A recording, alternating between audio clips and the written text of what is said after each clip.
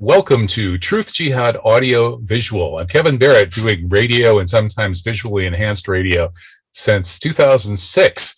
And the 9/11 Truth Movement has been central to my concerns. So every year when the anniversary rolls around, I do try to pay attention to what's happening in the world of ongoing 9/11 information activism, legal activism, and more.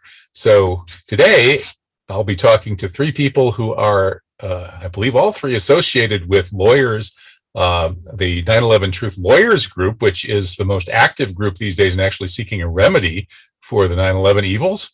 That would be Barbara Honegger, Mick Harrison, and Richard Gage, AIA. So welcome to all three of you.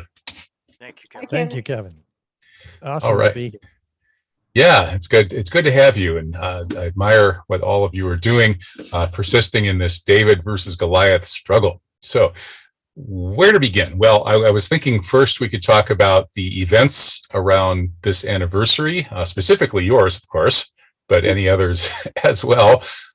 So, who should we start with here? Richard, your face is on my screen, so I'll say, Richard, what? Tell me about the events. Well, on September 11th, we have a 9/11 Truth Film Festival right here at richardgage911.org. Alan Reese and myself, he's of No Lies Radio. And we are partnering to put this together, and it begins at 10 a.m. Pacific. We will be featuring right off the bat the litigation director for the 9/11 Lawyers Committee. That's actually Lawyers Committee for 9/11 Inquiry. And he'll be updating us for a good amount of time because I have an audience that is overlaps, but is also different from the Lawyers Committee, who also have an event that they're going to talk about, which is the day before September 11th. But on the 11th itself, we're bringing Elizabeth Woodworth to the fore. She's been the right-hand person for David Ray Griffin for over a decade. And he has indicated to the 9/11 Truth community that he only has a few months to live. So while he's still with us, we want to honor him and his work. Elizabeth will be on hand to discuss the 9/11 consensus panel, which she partnered with him to create. So we'll be going point by point through the panel. We'll also have James Corbett of the Corbett Report live to discuss the series that he did on Osama bin Laden. We're going to be focusing on that character and the treatment of him by the deep state. And we're going to be learning a lot because he made the film series called False Flags, The Secret History of Al-Qaeda. And in this series, we'll be watching on the film festival, among other films like 9/11 Questions that came out just last year. We'll be focusing, we'll be showing the film, premiering the film, the third part of his series, False Flags, The Secret History of Al-Qaeda, after he introduces it and talks to us about it. So it's an exciting opportunity. But I'm equally excited about the event the day before on Saturday, September 10th. And the lawyers and Barbara can tell us about that. Yeah, go ahead, Barbara. All right. Thanks, Kevin. I really love your t-shirt, by the way. That's a great icon. Yeah. What really happened with the Twin Towers on the two L's of really, that's fantastic. I hadn't seen that before. Okay, well, we have a very exciting event also this coming Saturday, which is the day before the actual anniversary, of course, and that's Saturday, September 10th. It begins at 1 p.m. Pacific, 4 p.m. Eastern, 9 p.m. UK London time, and 10 p.m. European Union Europe time.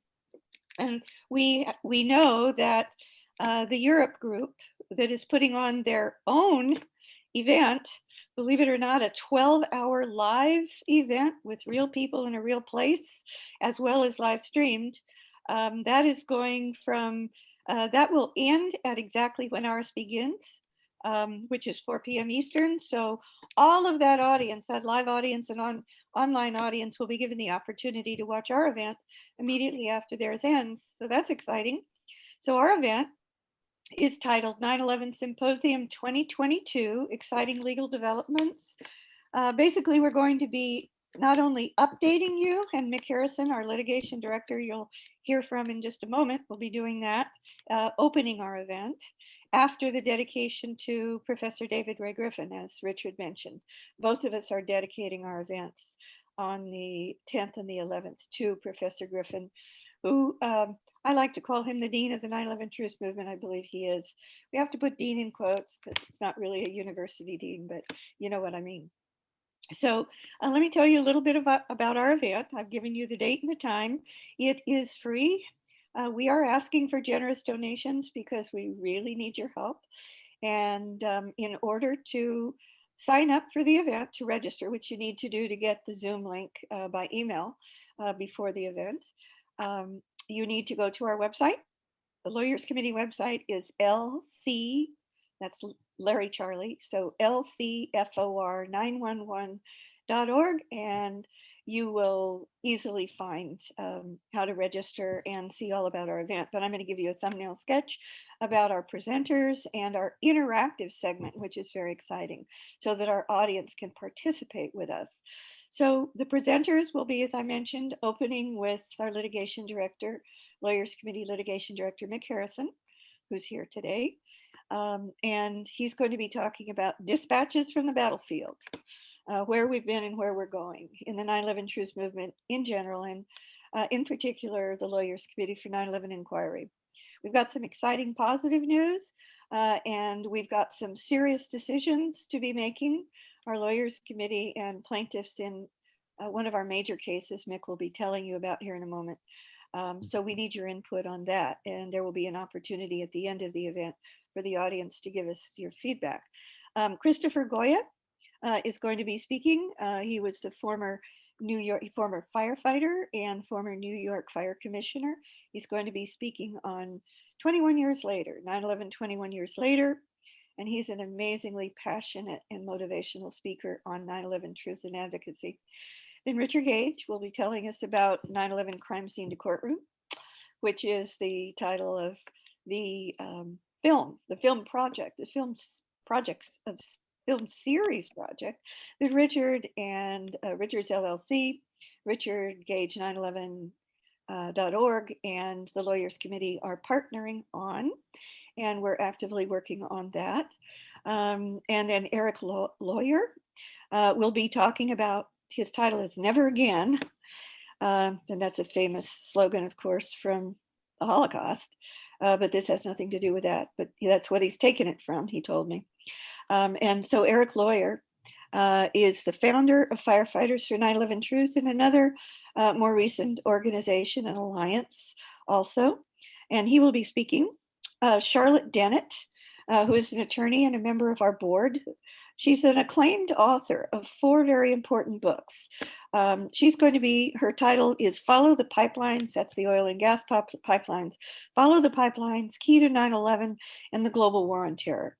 And that's her expertise, because that's basically also almost the title of her most recent book that she will be also giving us a summary of and linking it back to foreknowledge of 9/11. And of course, the pretext for going into Afghanistan was the official lie of 9/11, or the incomplete official narrative of 9/11 that we are uncovering the full truth about over all these 21 years.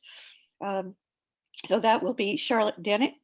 She also ran for, amazingly, some years ago, she ran for Attorney General of the state of Vermont, where she lives, on an explicit platform to bring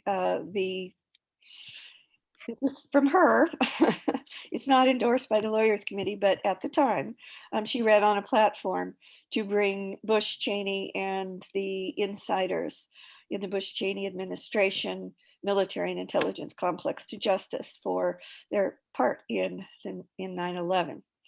She didn't win, but she made a lot of headway with her local media. And then I'm going to be speaking on what's new, give you context of what we already knew and what's new, evidence on the anthrax links to the day of 9/11 itself. And this is very important because the official story, of course, of anthrax is that the government knew absolutely nothing about it for almost 3 weeks after 9/11, which is patently and provably false. And then world famous attorney Danny Sheehan, who is on our advisory board or advisory committee for the Lawyers Committee, he will be speaking on what it takes to win historic cases. And believe me, he's won a lot of them.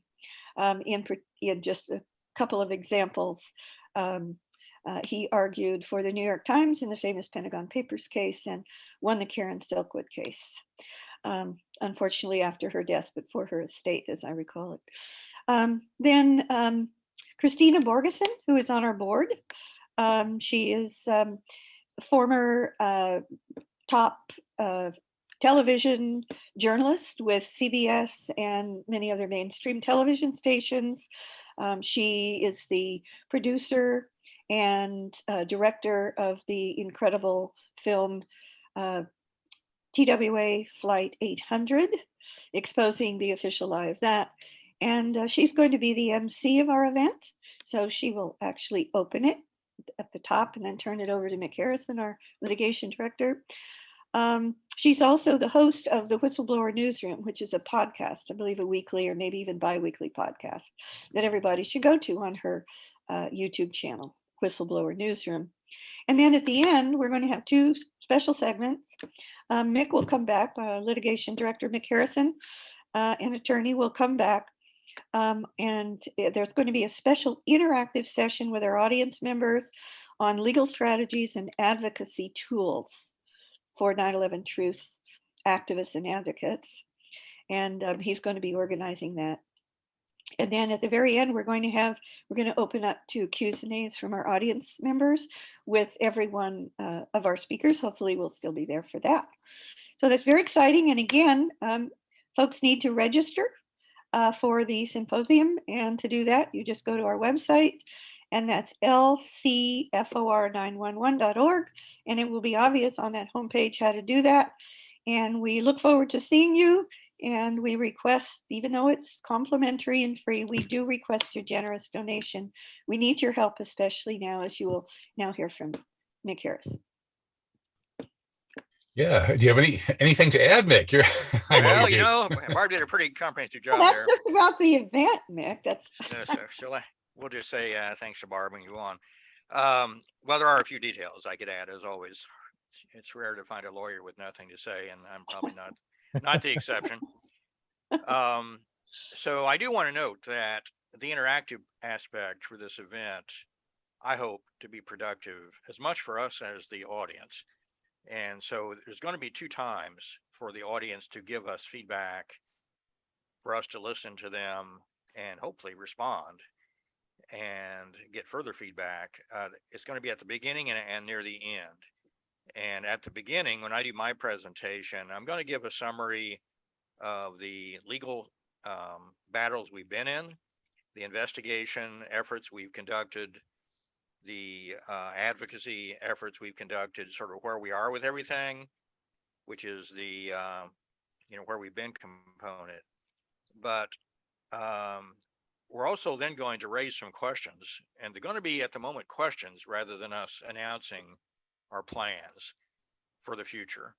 And what we want is some meaningful feedback from our constituents in terms of where we should be going, given where we've been. And at the moment, we're somewhat open-minded on what the next year, 2 or 3 is going to bring for the Lawyers Committee. And there are reasons why we're open-minded. You'll hear the details at our event about what some of the key questions for us are and why we need some feedback from folks in terms of how to proceed. But there are some options, and some of those options involve proceeding in the manner we have been over the last 6 years, which is like a very carefully crafted, focused, but modestly funded litigation effort with supporting investigative projects We could proceed as we have been proceeding. We're going to give sort of a candid evaluation of our progress during this event. I expect we'll hear from our other board members. We may or may not all be of the same mind on where we stand, which is okay. And our listeners may not be all of the same mind on where we stand, which is okay. In terms of how much we've accomplished, what needs to be accomplished. I think I probably speak for almost everybody on our board and maybe in the audience that we were hoping for a major breakthrough by the 20th anniversary of 9/11. Whether we have that and we just don't know it yet, is an interesting question.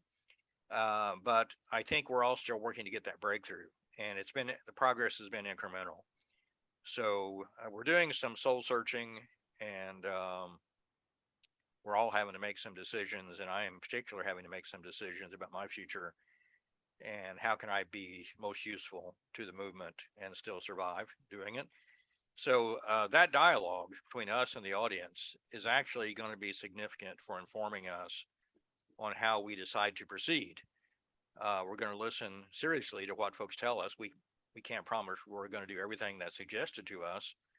We're going to have to sort that out after we hear from folks. But it's meant to be a meaningful dialogue. So that's going to happen in two places. At the beginning, where we talk about where we've been and where we might be going. And at the end, I'll be giving a little strategy advocacy tools workshop for folks in hopes that the audience can learn from what we've been doing. I don't think any of us on the Lawyers Committee are wanting to be in the position of having the movement rely on us in any particular way. We're a component of the movement, I think an important one, kind of unique at the moment, but I think we would all encourage more lawyers, more public interest lawyers to get involved, including even if that's not with us. There's room for some more public interest lawyers in the 9/11 Truth movement, and we can use some more, but there's room in the movement, even in other groups, and maybe in new groups.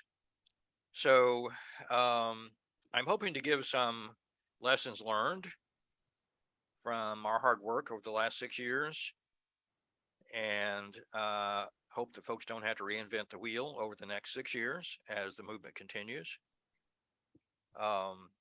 And that is going to be a message not for just lawyers, but for citizens out there who may want to try to do some significant strategies, maybe even legal actions without the benefit of a lawyer. Can't believe I actually said that. Yes, I did say it, without the benefit of a lawyer. It doesn't take a lawyer to do some of these kinds of lawsuits. It can be helpful, depending on the lawyer. It also can be expensive, depending on the lawyer. So, we're going to try to get some feedback from folks at the end as well about the sort of lessons learned. And it won't just be me. I'm hoping my other board members will chime in and share what they think we've learned from our adventures. We've had some significant progress in one case in particular, which you're welcome to ask about, which is our Freedom of Information case on the FEMA building performance study. But the other cases have been struggles, and that was not a surprise to us. It was disappointing, but not surprising. And we're thinking about maybe going to the U.S. Supreme Court and some other things. So some decisions to be made. I will stop there, Kevin, and let you grill us if you want to. Well, I don't have a whole lot to grill you on so far, but I do want to mention the event that I'm organizing too, which is pretty modest compared to yours. We're meeting in the McFarland Public Library in McFarland, Wisconsin, just outside of Madison on Saturday at 6 p.m. And Ron Unz will be speaking about his 6 new books. And the theme will be conspiracy theories. Which ones are true? How do we know? So that's people can find out about that at uwsw.blogspot.com. Well, let's move on to sort of an assessment of where we are in the 9/11 Truth Movement on the 21st anniversary of the Dastardly event. I guess, just to start out with my very brief 2 cents, I think we've learned, or at least I've learned, that we're living in an empire, not a republic, that our institutions have been hollowed out. and that we're not getting redress from our institutions because essentially we've got a national security state that has infiltrated nearly everything behind the scenes.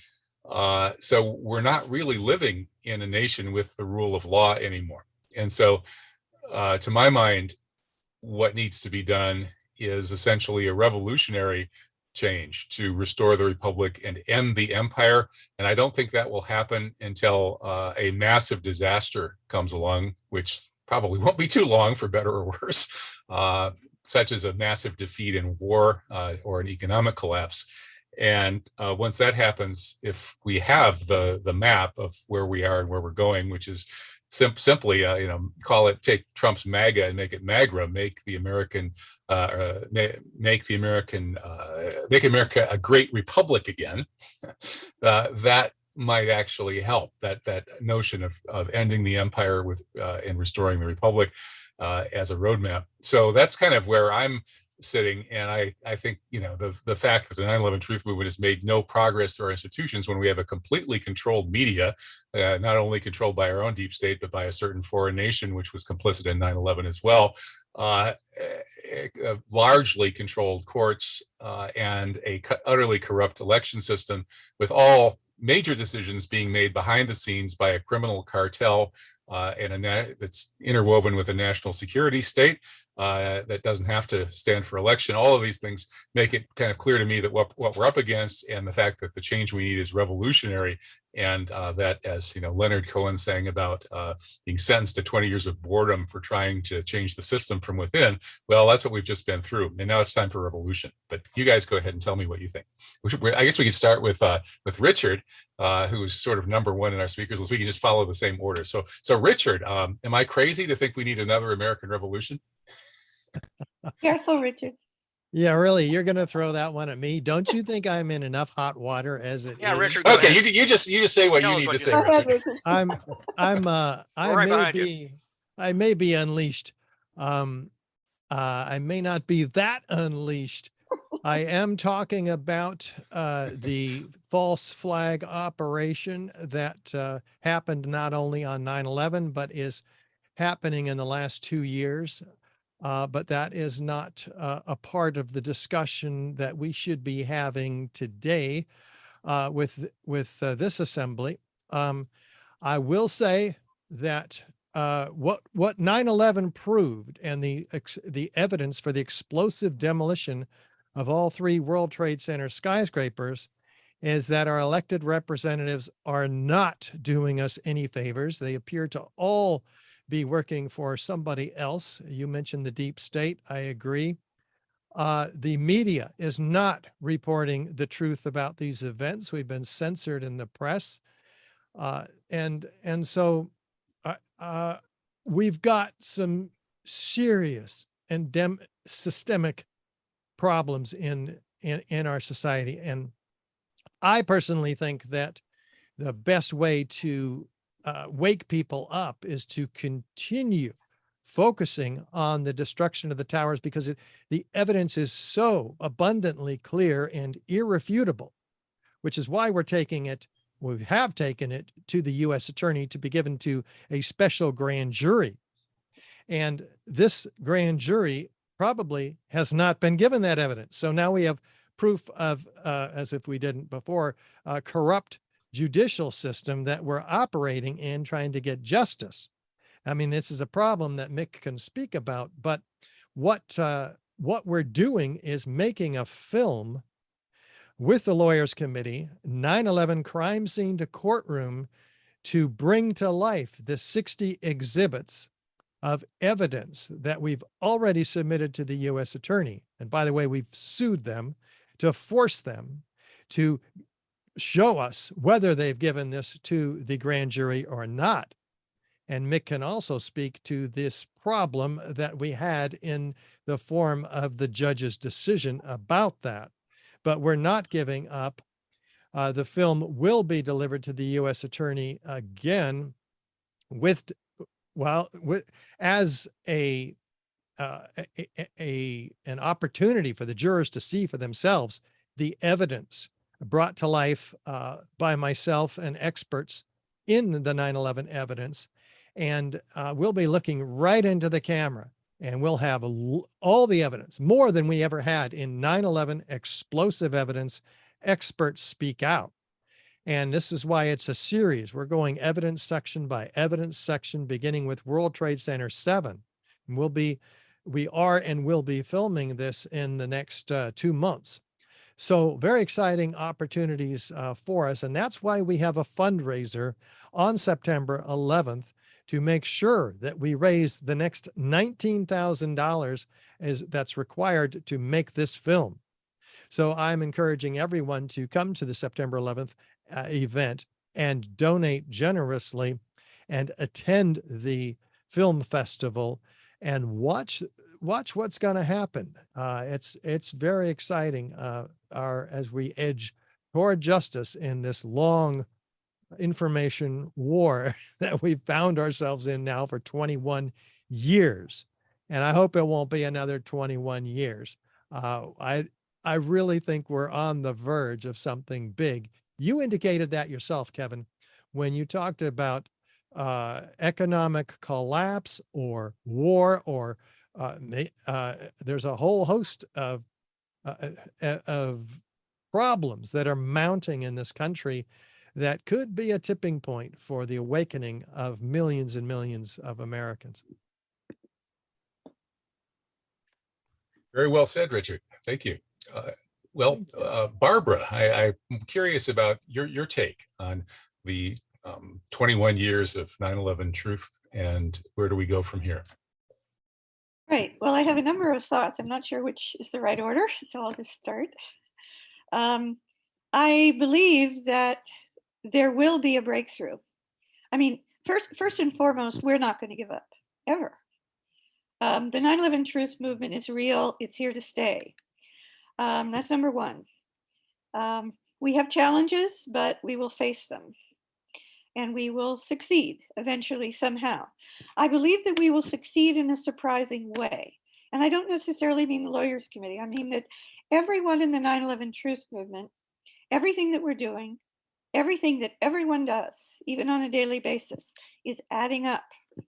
It's like the 100th monkey phenomenon, if you know about that.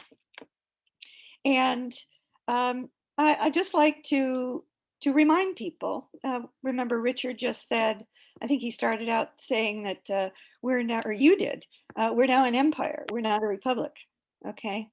We were a limited republic from the beginning. It was just propertied white males who were able to vote and such. So there's an American myth that part of the electorate is trying to make real. And that is that everyone is equal in this country who is a citizen, that your votes not only matter, but they're counted legitimately, that the real winner wins. And I'm not making any aspersions about who won in 2020 about that at all. But I think that we're going to see a breakthrough in a surprising place. And I'll give you just one hint of what that might be. And I would like to remind people that it was 9/11 that was truly the watershed event. It was truly the cataclysmic event that was planned to be exactly that, so that the deep state came out of the closet. They took their masks off. I believe it was Karl Rove who, right after 9/11, he said, we're an empire now. It doesn't matter what you think. It doesn't matter how much you find out. And we've learned that 21 years later. It doesn't matter because we're the power elite, and what we do makes history, and it'll take you at least 10 or 15 years to catch up. And, we're already at year 21, even to figure out what we did. And by then we will have made history again using our power. So they came out of the closet and they took their gloves off and they took their masks off, and they're still off. Or actually, they've put our masks on and taken theirs off. How's that? There's another major possibility of a breakthrough, and that is a significant foreign country taking some kind of action. And I think that actually might end up being China, believe it or not. Whether that adheres to the benefit of what we're doing or not would remain to be seen. But people should know that just the other day, on August 29th, there was a special, I believe it was at night, a specially called session of the UN Security Council on the occasion of the anniversary of the precipitous US pullout of Afghanistan, US and coalition pullout of Afghanistan. That was NATO countries as well in our coalition. And there were only 3 invited expert speakers, and they were invited by the current chairman of the UN Security Council, who is the Chinese ambassador. And he opened the session, and amongst those only 3 invited expert briefers or witnesses was Dr. Lucy Morgan Edwards, who has been and is a passionate, deeply informed 9/11 truth advocate and activist in the UK and Europe. And her address, which lasted for 12 minutes, is one of the most powerful things I've ever heard. She skates right up to the edge of 9/11 truth. But believe me, the Chinese ambassador is fully aware of it. So I wouldn't be surprised if in the near future there might be a special UN Security Council session on 9/11 evidence, 9/11 truth evidence. That's just one possibility. The Lawyers Committee did originally attempt to work with Judge Imposamoto, who had been the Chief Justice of the Supreme Court of Italy. Unfortunately, he passed away a few years ago. But a number of us, Jane Clark, the founding president of the Lawyers Committee, and myself and Daniel Sheehan, attorney Daniel Sheehan, who is on our Lawyers Committee Advisory Board, met with Judge Imposamoto in Rome after he had retired. But he was working there are something like 24 or 25 Italian citizens who died as a result of the actual 9/11 attacks, the day of attacks. And also there are quite a few, I think even more than that, quite significantly more than that, UK or British, Scottish, etc. citizens who died on 9/11. And Architects and Engineers, of course, is following up on a major effort in the UK to bring to light the truth about the collapses of the World Trade Center towers and World Trade Center 7 in attempting to reopen the coroner's investigation of the death of the brother and son of one of the 9/11 victims from the UK. And that is proceeding. They don't have an answer yet from the coroner or from the equivalent of our attorney general here in the United States, their top US attorney, federal US attorney in the UK. But that is happening. These are all starting to boil on the back of the burner. And in addition to that, I think another major opportunity, and then I'll turn it over to Mick, is coming up. According to the Biden administration, their plan, their hope, is to actually have the Guantanamo Tribunal, military trial or tribunal of the 9/11 5, including the alleged mastermind conspirator Khalid Sheikh Mohammed and 4 others, sometime next year. And that will be a significant worldwide global opportunity to educate the public about the facts that we have pulled together on 9/11 and perhaps even influence the result of that tribunal. So let me just end by reminding people that the lie or the incomplete official story, very incomplete official story and lie, big lie of who attacked America on 9/11, the complete story, was used as the pretext by the American/NATO empire to invade Afghanistan, which was the longest war ever by the United States military and our coalition partners, just as the lie of new Iraqi WMD was used as the pretext to invade Iraq. And the whole world knows about the lie that got us into Iraq. And we're working very hard to educate our public, the world, our Congress, the US Attorney, the courts here in the United States and in other countries of the fact that it was the lie of who attacked America on 9/11 that got us into Afghanistan in just the same way. So we appreciate all of your support. We need your help. We need your financial support. Please go to the Lawyers Committee website, lcfor911.org, and sign up for our Lawyers Committee event, which is Saturday, September 10th, beginning at 1 p.m. West Coast time, 4 p.m. Eastern. And you'll need to click on the Register Now button. And we appreciate your registering. You will get an email with the link to join that morning or that afternoon, depending on that afternoon.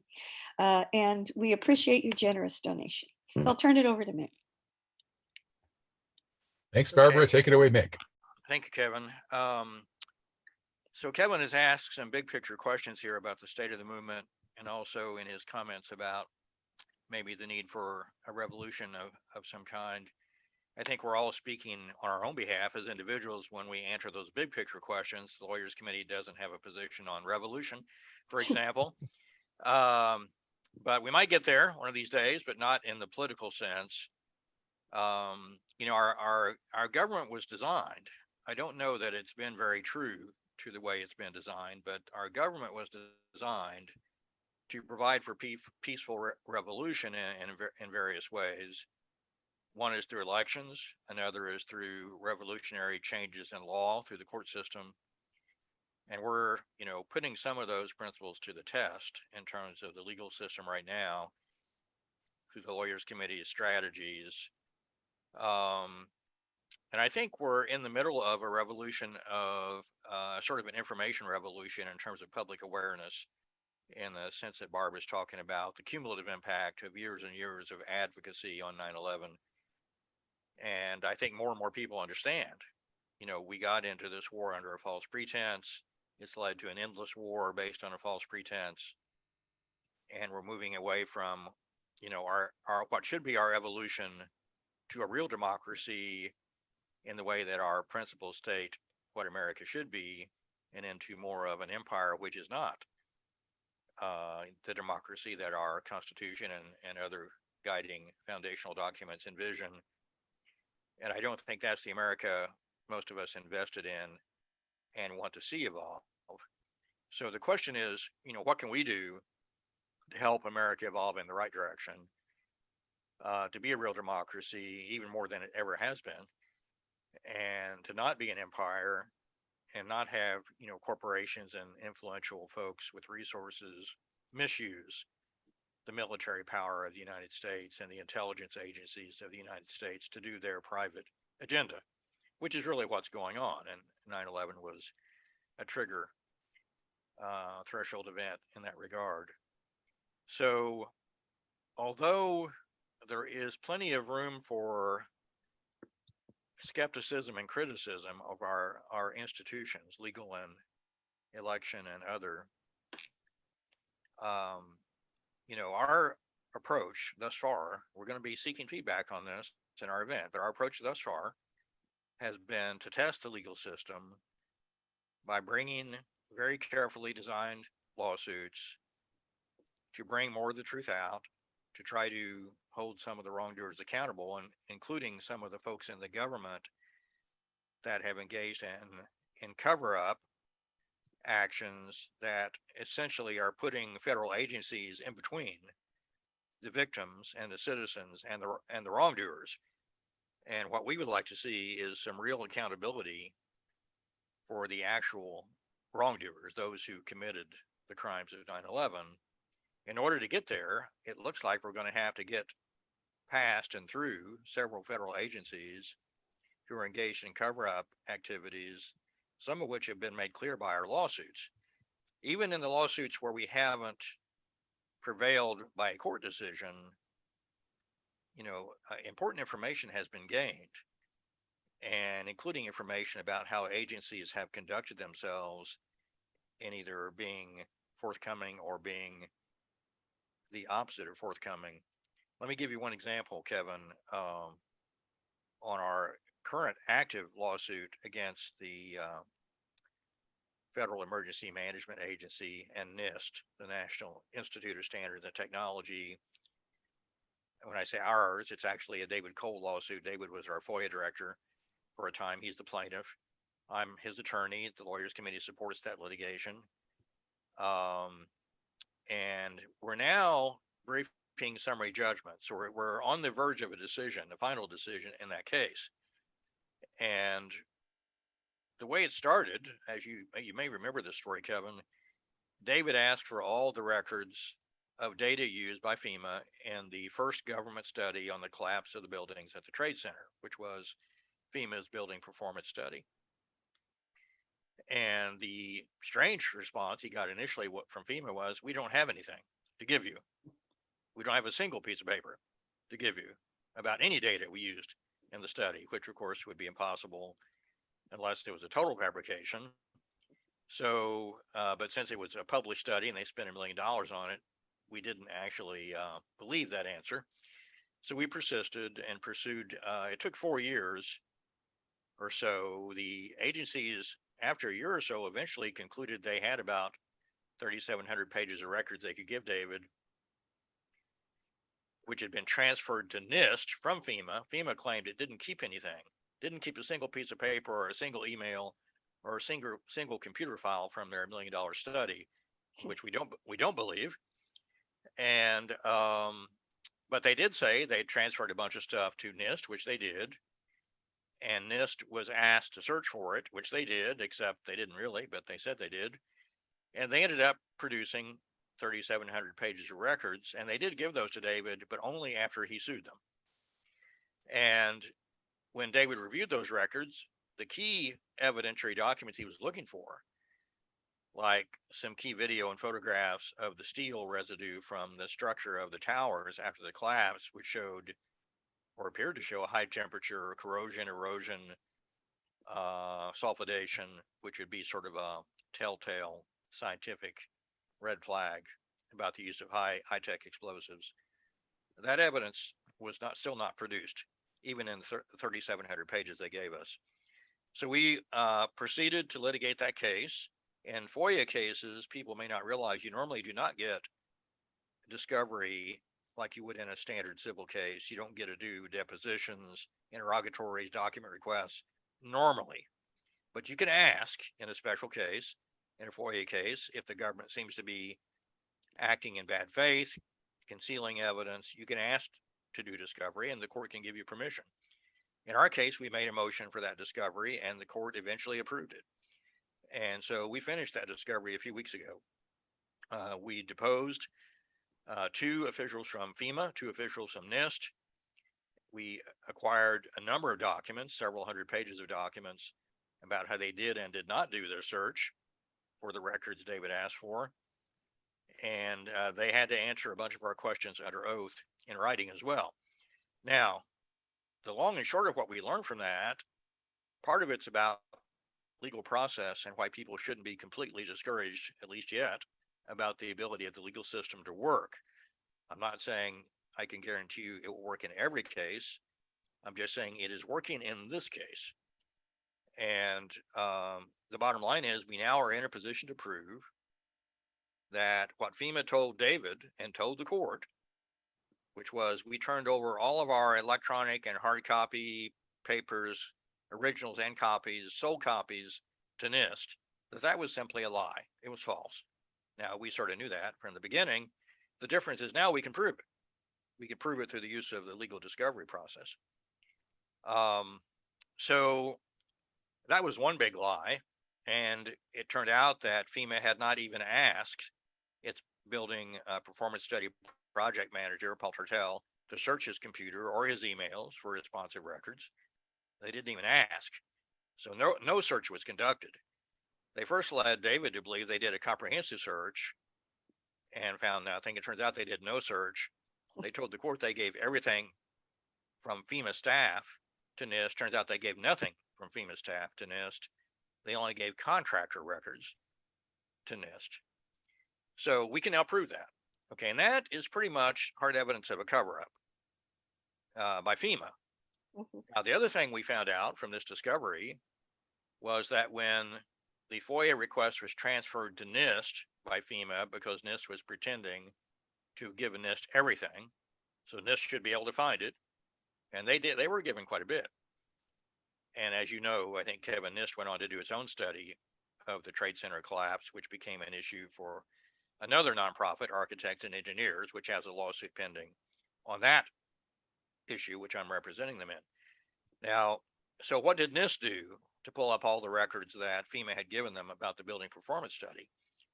Well, what they should have done was ask their staff to search their computer database thoroughly, because they have, and they say they have, and I believe they have, entered virtually everything evidence-wise that they acquired on the Trade Center into a computer database.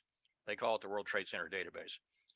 And we have some records indicating, that database actually exists and actually is searchable. So what they should have done was do a comprehensive search and found all the records on the building performance study that they got from FEMA or FEMA staff or FEMA contractors or building performance study team members, and then packaged it, sent it back to FEMA, and FEMA should have given all that to David. That's what should have happened. That didn't happen. What happened was that engineer Therese McAllister, who was instrumental in both the FEMA and the NIST studies, turned out to be the person that the FOIA office at NIST assigned to give direction to the staffer who was going to do the search. So Ms. McAllister directed the staffer to do exactly what I'm about to tell you and nothing more. She handed the staffer a single piece of paper, actually it was 2 pages, I think, which was an inventory of a single transfer of records from FEMA to NIST. It happened in May 2002. We call it the McAllister inventory because her name is on it. And what McAllister told the searcher, Ms. Beal, was go to the database and simply locate the specific items listed on these 2 pages and do nothing more. And that was the extent of their search. Now, we produced in our summary judgment filings recently a document which I would call, pretty much a typical smoking gun in litigation, which is a transfer of additional building performance study records from another FEMA contractor.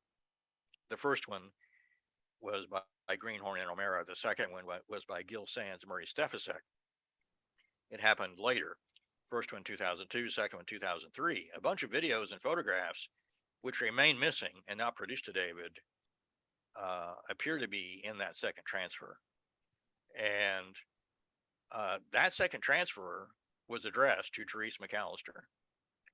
So she knew it happened. She knew it would be reflected in their database, and yet she restricted the search by Ms. Beal in a manner that essentially ensured that those records would not be found. And so they have not yet been produced. We know they exist. So the long and short of this story, Evan, is, as a lawyer of 30 years doing, I've won a lot of whistleblower cases, settled a lot, had some major victories in environmental cases, not all, but because of, I'm sure lives have been saved and, policies have been improved and laws have been improved, and go down the list. The efforts of public interest lawyers, in my view, including Danny Sheehan, for example, have not been in vain, including in cases where they didn't literally get a decision in their favor. Generally, something very positive came out of those efforts. So I don't discourage public interest lawyers from proceeding on 9/11 issues, and I'm not discouraging the Lawyers Committee from proceeding on 9/11 issues. The question for us, Kevin, and what we're asking to help us with, is not whether we should proceed, but exactly how we should proceed over the next few years. And this one case I've given you an example of reflects that successes are still possible using litigation. Some of our other cases, which have not been as successful in terms of an outcome from the judge, are examples of why you shouldn't put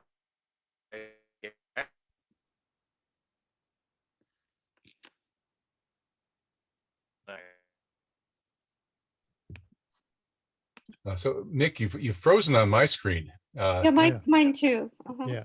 Okay, well, that's, I guess, the last word from Mick for the moment.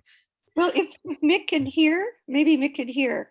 I'm hoping if he comes back that he will just oops, he just popped out. Maybe he'll pop back. Okay, well, we only have a couple of minutes left. I in know, any I just case. like to make, oh, there's Mick. Mick, would you do us a favor?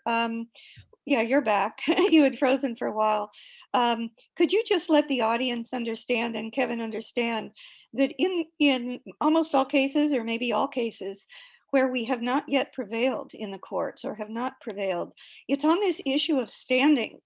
And to my mind, as an educated layman and member of the board of the Lawyers Committee, with an absurd argument by the government over and over again that even 9/11 victims' family members like Bob McIlvaine do not have standing to bring any 9/11 related lawsuit. Could you address that, please? Sure. I'll do it And quick. briefly, Mick, because we only have 5 minutes. I get that impression. So short version is, it's the courts have overly restricted the doctrine of standing, which is only meant under the Constitution to guarantee that the parties are actually adversaries. We have an adversarial system. It requires, the two parties to actually be disagreeing with each other on something that matters to them. Family members do have standing. Now, the courts have not yet said family members don't have standing to sue for damages. And one of our potential new lawsuits we're contemplating would be a major lawsuit for family members or first responders to show a cover up, maybe including a claim for damages. They will have standing, Barb. They will have standing. The courts haven't gone that far in the wrong direction. They will have standing to sue for damages. Our lawsuits have been for information, like our FBI 9/11 Review Commission lawsuit to force a report to Congress or to the public, or the grand jury. We sued to force delivery of our petition to the grand jury. That was not a lawsuit for damages, so that distinction has to be made. But everything else we've tried to do, Kevin, and Barb is correct, we have been shut out on the standing doctrine, and incorrectly so. And even when we used the First Amendment as our basis for delivering our petition to the grand jury, the courts in New York incorrectly said that, we're not harmed by the violation of our constitutional rights, and therefore we have no standing. That's just wrong. And that needs to be fixed. If not by Congress, then I think we're going to have to find another way to fix it. Makes sense to me. Okay, well, we've pretty much hit the end of the hour, and rather than try to recapitulate the events that are going on for this anniversary, maybe we could just tell the viewers that you can jump back to the beginning of the video, and that's where you can find those again and take notes and find your way to these important 9/11 21st anniversary events. So thank you, all of you. It's always good to touch base. Mick Harrison, Richard Gage, AIA, and Barbara Honegger, all working with the Lawyers Committee for 9/11 Inquiry. And I guess I'm not ready to take the torch and pitchfork today and race to Washington, D.C. I'll wait till the time is right, and I'll wait to see how you guys can do in trying to get our institutions to continue to work. Maybe they can be brought back to life without having to burn anything down. God That would be willing. good. That would be nice. our goal. Yes. Okay. Well, thank you again, and good luck to you all. Have great events for this anniversary, and I'll look forward to talking to you all down the line. Thank you, Kevin. Okay. Take Thank care. you, See you Kevin. then. Take care. Bye-bye. Thanks, Kevin. Bye.